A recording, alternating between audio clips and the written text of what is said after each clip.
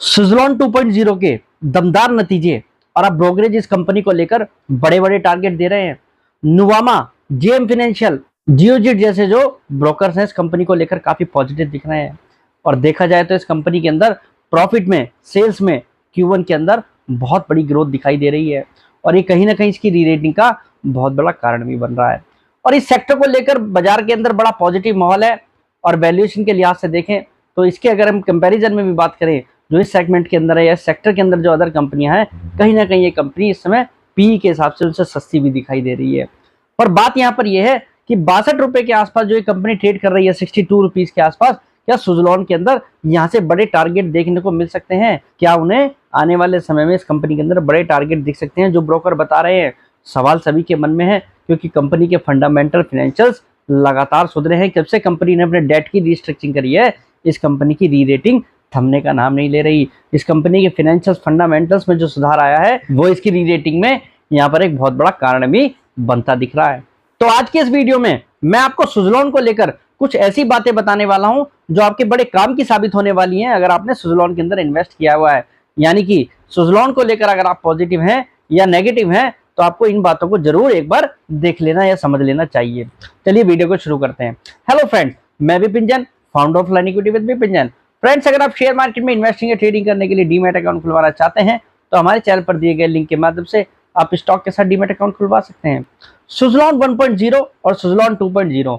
सुज़लॉन 1.0 में किसी ने भी पैसा नहीं कमाया, रिटेल इन्वेस्टर ने सबसे ज्यादा पैसा इस कंपनी के अंदर गंवाया है।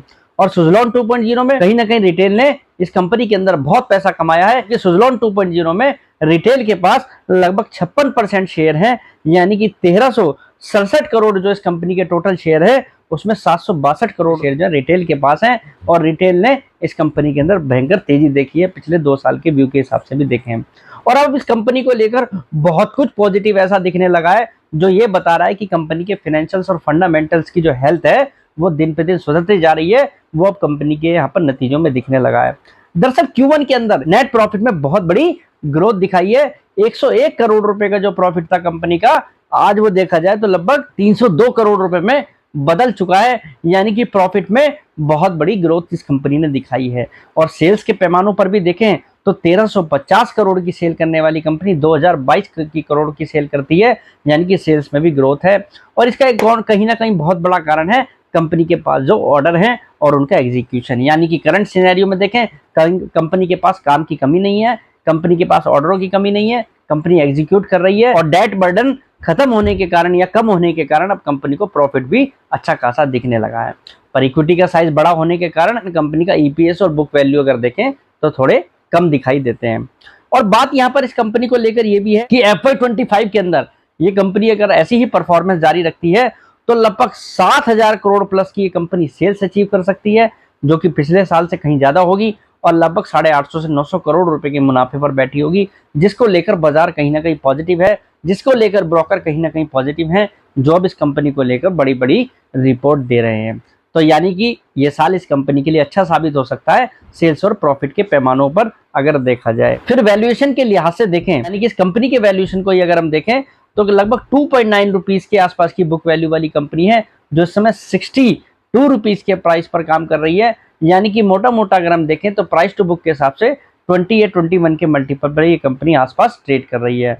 और पी अगर हम देखें तो 90 का पी इस कंपनी को एट प्रेजेंट मिल रहा है, जो काफी ज्यादा भी है अगर हम देखें। और रिटर्न ऑन इक्विटी के लिहाज से लगभग 28% के आसपास की रिटर्न ऑन इक्विटी वाली कंपनी है। यानी कि कंपनी रिटर्न ऑन इक्विटी के लिहाज से अच्छी खासी इस समय डबल डिजिट आरओई दिखा रही है। पर एक बात समझने वाली यहाँ पर यह भी है कि कैपिटल गुड्स सेक्टर को बाजार ने बहुत अच्छे वैल्यूएशन दिए हैं, हायर साइड पर बहुत इसके अंदर वैल्यूएशन बाजार ने बढ़ाए हैं, क्योंकि इस सेक्टर में के अंदर सभी कंपनियों ने काफी बड़ी ऑर्डर बुक बढ़ाई है और तेजी दिखाई है। सीमेंस जैसी कंपनी लगभग 105 के पीई पर एट प्रेजेंट मिल रही है, एबीबी लगभग 110 के पीई पर है, और सीजी पावर लगभग 124 के पीई पर है, भेल 363 के पी पर है 363 के, और हिताची जो है 289 के पी पर है। यानी कि देखा जाए तो सेक्टर को बहुत बड़े वैल्यूएशन ये यहाँ पर बाजार दे रहा है। तो उस हिसाब से देखेंगे तो सुज़लॉन कहीं ना कहीं डिस्काउंट पर है, 90 के पी पर है। यानी कि इसके भी अगर यहाँ पर जो है पी 200 या 300 का इस कंपनी को भी पी मिल जाए तो इस कंपनी के अंदर भी यहाँ से बहुत बड़ी तेजी आ सकती है, उसमें कंपनी यहाँ से डबल भी हो सकती है। पर बात सच ये भी है कि इस सेक्टर को जो वैल्यूएशन मिल रहे हैं वो अगर हायर साइड पे देखा जाए तो कहीं ना कहीं बहुत ज़्यादा भी हैं। वो जो वैल्यूएशन है वो उसमें लगभग सब चीज़ें डिस्काउंटेड भी दिखती है जो कंपनियों को इस समय बाजार दे रहा है। तो यानी कि अगर आप सुज़लॉन के स्टॉक में इन्वेस्टेड हैं तो आपको कंपनी के फाइनेंशियल्स और fundamentals quarter by quarter regular basis पर ट्रैक करने चाहिए। इस कंपनी के वैल्यूएशन जब सीमेंस, एबीबी, भेल जैसी कंपनी को टच करने लगे तो मुझे लगता है उस समय भी इस कंपनी के वैल्यूएशन जो है काफ़ी हायर साइड पर होंगे इंडस्ट्री के हिसाब से। या अगर अदर कंपनियों के वैल्यूएशन यहाँ पर जो है डिग्रेड होने लगे, यानी कि बाजार उनको जो है सस्ता करने लगे, तो उस समय सुज़लॉन पर भी आपको नज़र बना के रखनी होगी। तो ये आपके लिए जानने वाली बात इस सुज़लॉन को लेकर ये है कि सुज़लॉन करंट सिनेरियो में अच्छा परफॉर्म कर रहा है, इस साल के आधार पर भी अच्छा परफॉर्म करता दिखता है।